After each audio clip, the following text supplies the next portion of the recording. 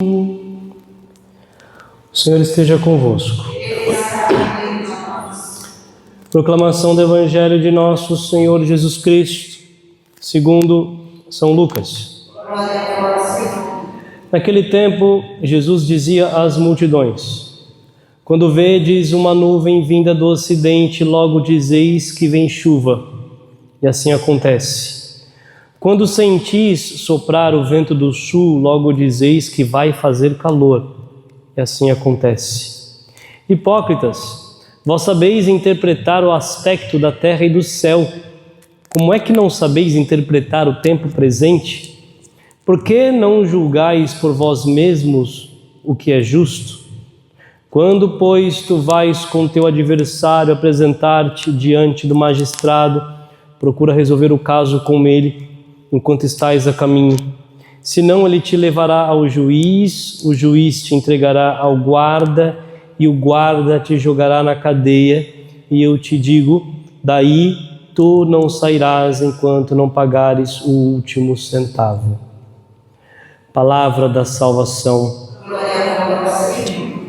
Podemos nos sentar. Santo anjo do Senhor, meu zeloso, se a ti me confiou a piedade divina, sempre me rege, me guarde, me governe, me ilumine. Amém. Amém. Queridos irmãos, ainda seguindo a sequência do Evangelho de ontem, quero comentar aqui a maneira como nós devemos fazer ainda esta violência para o reino dos céus. Bem, em primeiro lugar, quero dividir em 3 partes. Jesus ele diz aos discípulos: hipócritas, vós sabeis interpretar o aspecto da terra e do céu, como é que não sabeis interpretar o tempo presente? Aqui nós precisamos exercer uma violência sobre a preguiça espiritual. Vamos colocar assim, é uma obediência pronta. Nós precisamos estar prontos para a graça. Jesus aqui ele está denunciando uma incapacidade de reconhecer o kairos, o tempo de Deus. O tempo da visita de Deus, eles não conseguem reconhecer. E entendamos que a preguiça espiritual, mais chamada, mais conhecida teologicamente como assídia, ela é mais do que a falta de vontade, mas é uma repugnância pelas coisas de Deus, é um gosto pelas coisas inferiores. Esta preguiça espiritual é algo contrário à vigilância, é o clima, como nós comentávamos ontem, é o clima morno da igreja de Laodiceia em Apocalipse. Por que exige violência? Porque a alma ferida pelo pecado original, ela tem uma inclinação para um repouso cômodo, para evitar sacrifícios, para adiar decisões sérias. É aquilo que nós lemos na primeira leitura de hoje. Eu deixo de fazer o bem que eu queria fazer e eu só faço um mal que eu não quero. Eu queria fazer o bem e não consigo. O que acontece? A minha carne, São Paulo ele começa, né? Estou ciente de que o bem não habita em mim, isto é, na minha carne. Porque eu tenho desejos, um desejo cômodo. Eu quero evitar os sacrifícios. Eu adio coisas que não deveria adiar. Eu deixo de fazer aquilo que a caridade que deveria fazer. Então, é isso. Pulsa dentro de nós. Agora, ao contrário, a graça, ela chama para o alto. A natureza caída puxa para baixo. A violência espiritual é este ato livre de escolher a graça contra a inclinação. Eu tenho um desejo carnal, eu vou lutar contra esse desejo carnal. De forma bem concreta, dessa violência santa. Disciplina na oração. Eu preciso ter disciplina na oração. Manter um horário fixo. Especialmente naqueles dias mais difíceis, nos dias mais complicados, nos dias mais perturbadores, eu preciso ter uma disciplina. Priorizar a missa. Ao ver do padre e talvez de todos os padres e talvez de todos os santos que estão no céu agora neste momento.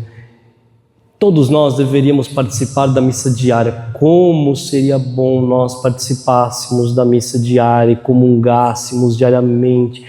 Como seria bom, porque, não canso de repetir, a Eucaristia é pureza que purifica toda impureza. Depois o terço, leitura espiritual, ainda que implique renunciar a algum descanso, o celular, conversas, abster-se das distrações inúteis, curiosidades, redes, séries. Para quê? Para guardar o coração para Deus. É a violência que nós precisamos fazer neste tempo. Eu preciso ficar atento ao kairós de Deus. Deus vai vir. Pequenas mortificações práticas, levantar sem reclamar, água, tomar água pra caramba ao invés de refrigerante ou outra coisa com gosto. Treinar a vontade, obedecer ao Espírito, não aos meus gostos. Consequência da falta de vontade, da falta de violência. Quem não discerne e não age quando Deus chama, perde graças, e algumas dessas graças não voltam. A preguiça espiritual, ela vai anestesiando e faz o cristão viver interpretando o clima, mas ignora o céu. Consegue, sabe das coisas desta terra, mas ignora o céu. Em segundo lugar, Nosso Senhor ele diz aqui também: quando, pois, tu vais com teu adversário apresentar-te diante do magistrado, procura resolver o caso com ele enquanto estais a caminho. Quem é esse adversário no caminho? Segundo alguns padres da igreja, nós podemos colocar esse adversário a caminho, não uma outra pessoa. Quando a gente fala adversário, né? A gente vai falar, poxa vida, quem que é meu adversário? Meu inimigo, quem que é meu inimigo? Deixa eu dizer uma coisa: o maior inimigo da sua alma é a sua própria carne, é você mesmo. Esse é o maior inimigo. A própria consciência, iluminada pela graça, que nos acusa e nos convida a ajustar a vida antes do juízo. É isso que nós devemos fazer.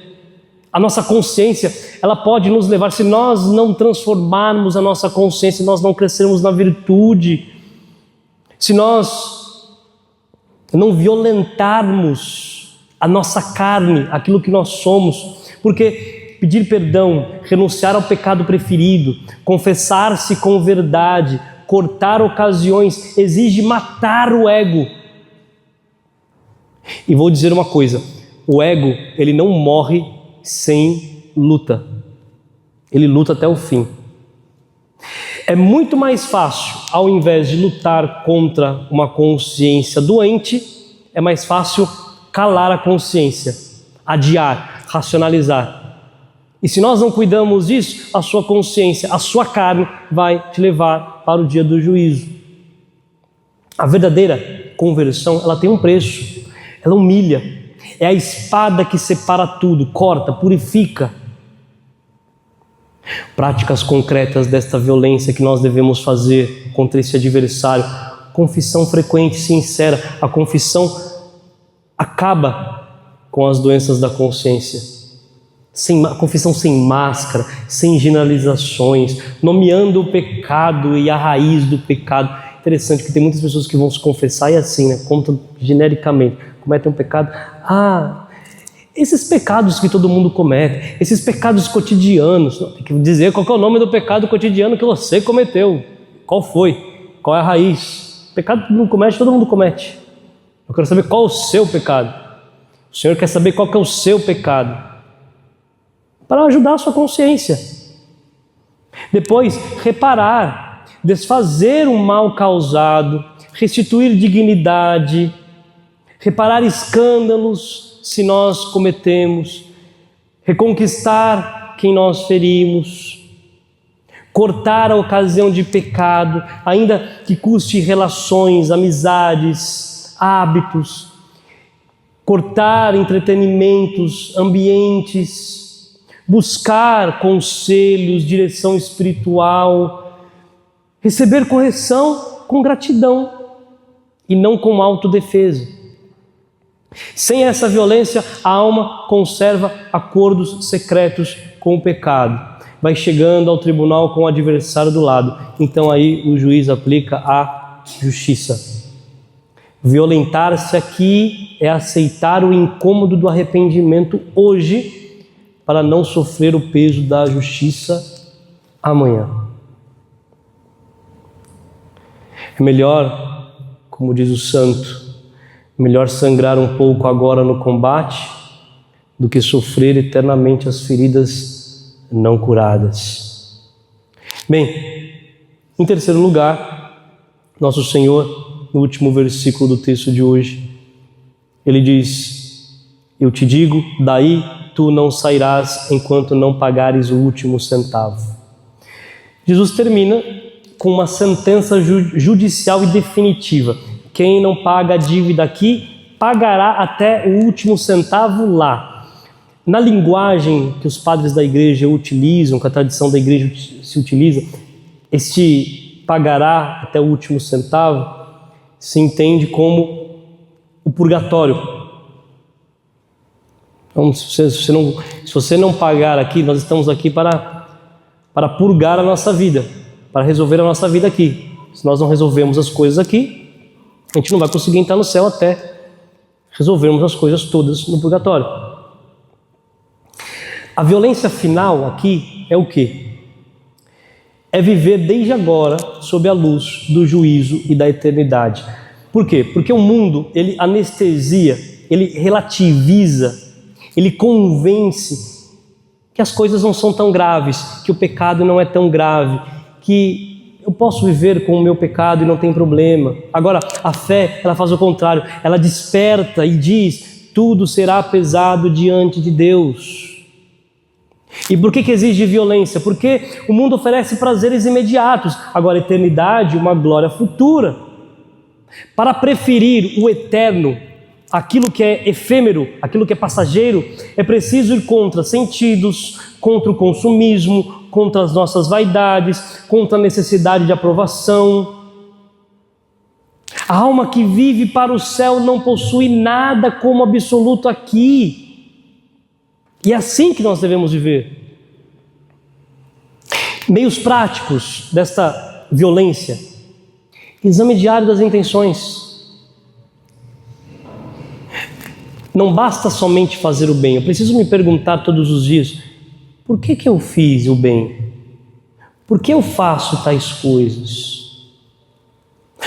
Outra coisa prática, né? Simplicidade, desprendimento, reduzir consumo, cultivar pobreza espiritual, aprender a não se justificar, aprender a não se promover, meditar frequentemente. A meditação ganha a santidade, a meditação ganha Deus. Aquele que medita ganha Deus, ganha a glória.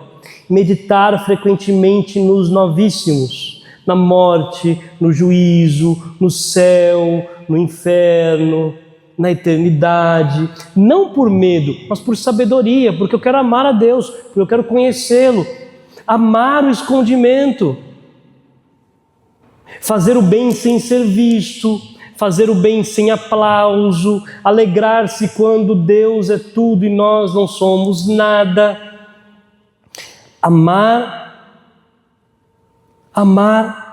a Deus sobre todas as coisas e colocar todas as coisas debaixo deste amor. Entendamos que a maior violência contra o mundo é amar o céu mais do que a própria imagem. Sem essa violência, o coração ele se dilui nas criaturas, ele vive colocando Deus quando der, quando eu puder, quando eu conseguir. Eu rezo quando eu tiver tempo, eu rezo quando der vontade, mas não se deixa colocar Deus por último, nós não podemos deixar. Bem, aprendamos, os santos eles nos ensinam que o reino dos céus pertence aos violentos. São Mateus ele diz isso. não aos agressivos. Entenda esta violência não como agressividade, mas aqueles que querem lutar, aos que lutam, aos determinados, aos que lutam contra si mesmo por amor a Deus. Esta violência são contra este eu decaído, nunca contra a paz na alma. Violência contra a assídia, essa preguiça, ou seja, uma obediência pronta à graça, uma violência contra o orgulho, contra a nossa própria consciência pecadora, uma conversão radical e reconciliadora, uma violência contra o mundanismo, ou seja, uma vida orientada pela eternidade. A meta aqui não é fazer mais, mas amar mais e melhor até que Deus seja tudo em nós. Que a Santíssima Virgem Maria nos auxilie. Louvado seja nosso Senhor Jesus Cristo.